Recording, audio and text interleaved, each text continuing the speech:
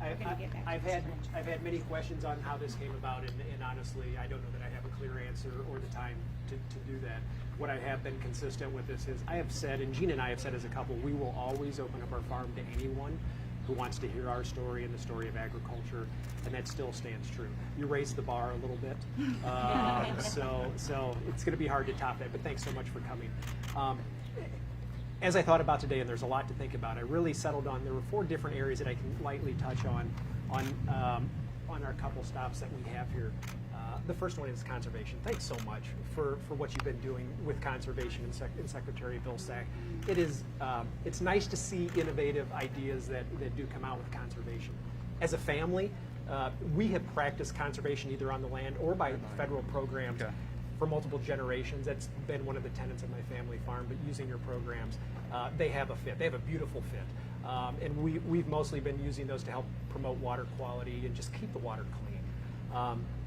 I really like some of the new ideas that you're coming out with and how to use that. I know CRP has, there's been a lot talked about. You know, do we let it out early, do we not? There's a beautiful place for it on the less marginal land because not all land is created equal.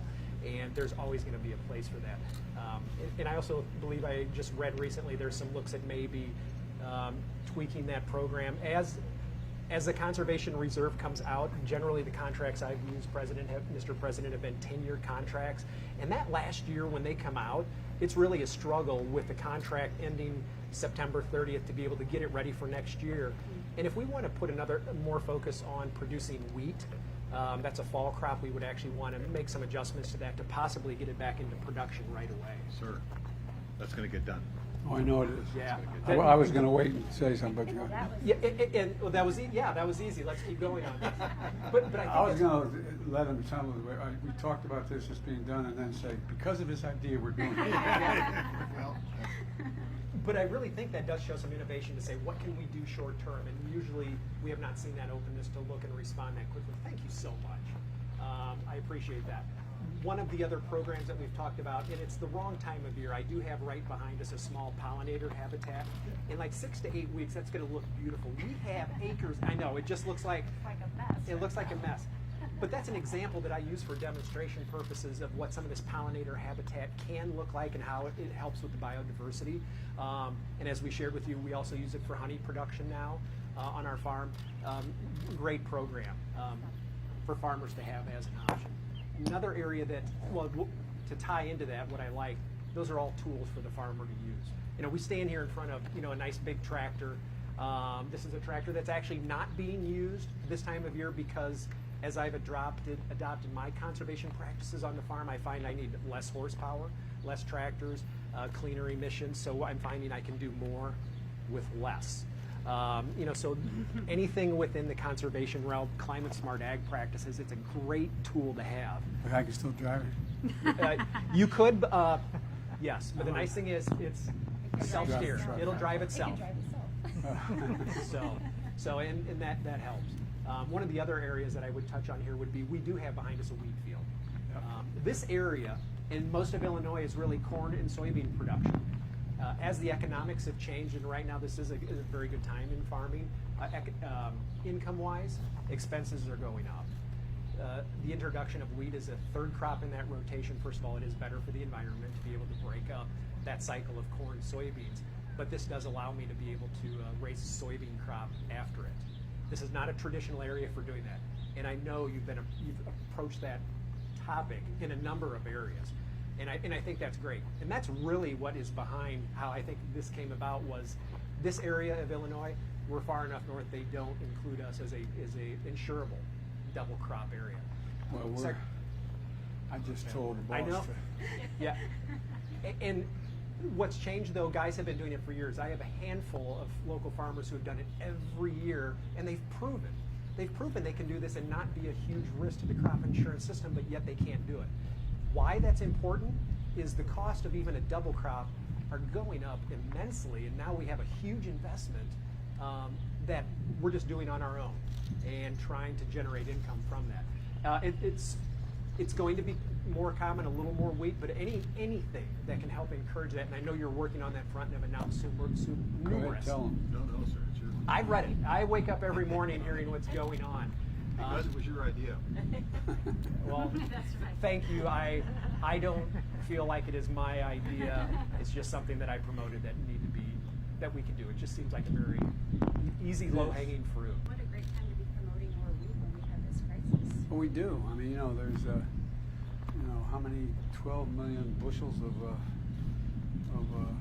just corn. They're sitting in silos in wheat, silos in Ukraine, the largest producer of wheat in the world. Can't get it out. This morning, the importance of food security was driven home to me this morning. The young man who was our ring bearer in our wedding almost 29 years ago is this. He's in the military in the 143rd Airborne, I believe it was, in Italy. Staff Sergeant Covey shared with me that he saw you were going to be here. And he goes, at the battalion level, we've already had discussions about how food shortages will put a crisis on the economies and the structure of so many countries in Northern Africa. And he said, he was naming countries that rely 100% on Absolutely. Ukraine. And to know that we have a relation who already is addressing that there's going to be crisis. Yeah, It's right now. we want to help. We want to help, and that just really brought it home that it's a very real thing. So, any Yeah, we're talking any about that in a way. questions for any of you? I just follow whatever she tells me to do. We can do that. Yeah, All right. President of the Soybean Association of Virginia.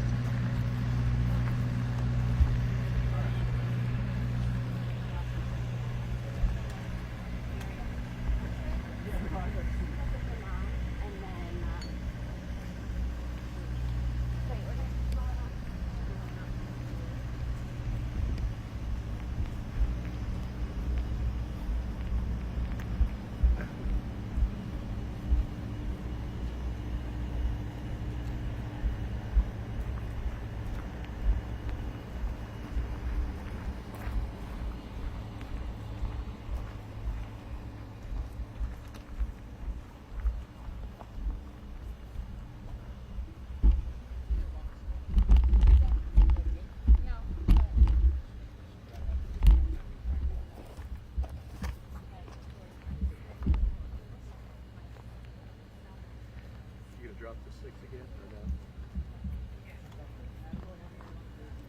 So this might be, should still be line? Mike?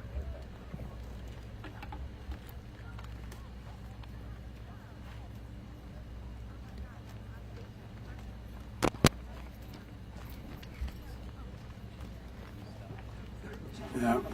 Fruits and vegetable account. And we have no farmers in our family. But I mean,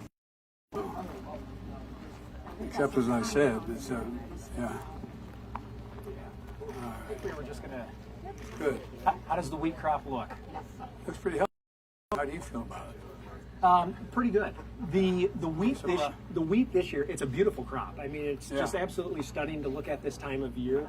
We have had so much cold weather that it's actually behind for maturity. The heads should about be out. We're not there. How that impacts us and why the crop insurance can really play. Typically 4th of July, we're harvesting a patriotic crop of wheat, but every day that gets pushed back. Push back the other crop. Yes, and we usually run out of growing season. So we can't control that, but it's what tools do we have to still make the investment. In general, for myself, whatever I would raise for a soybean crop, I can typically produce about 60% as a double crop. But yeah, there's still always risk involved that I'm bearing by myself. A couple things that I wanted to be able to talk about here. What we had just walked through back there, and I actually thought maybe we'd be able to see them a little better here. So that is my grain bin setup where I store my grain. And the talking point there is what has made U.S. agriculture so efficient. Part of that is that farmers have built on-site infrastructure to speed harvest getting it out. And that's something we take for granted. The United States has an incredible infrastructure system. Whether right here in Illinois, it can be rail. soybeans I'm raising this year are non-GMO soybeans that will be going to specific markets in the Pacific Rim, in the Asian markets. So they will leave the Chicagoland area on train to get out to the Pacific Northwest. And last year we really did start to experience not being able to get containers and get that shipped on time. That's why we changed the fundamental change, we did in the West Coast in terms of And making sure we yet dealt another with it. example, of trying to address that. There's still so many little bumps in there, but those little bumps do impact the big picture of efficiency. Sure they do. Excuse me. I said, sure they do. Yeah. To me, the real example is to know that what is going on in the Ukraine, and how that's just disrupting not only the major facilities that they have for exporting grain, but even at the farmer level. They're losing that basic structure not only to be able to put the crop in the ground, but what do they do with it afterwards? I cannot imagine. Well, they're not able to put it in the ground now. Yeah, they've had a This very low season. percentage, right? Yeah.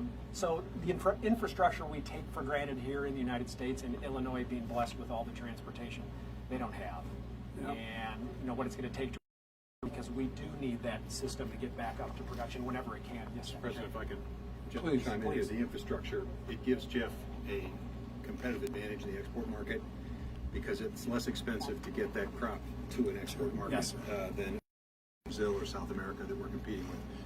At one point in time, it was 50 cents a bushel difference. So the infrastructure law that you shepherded through, and Congresswoman, thank you for your support on it, essentially will allow us to maintain that competitive advantage.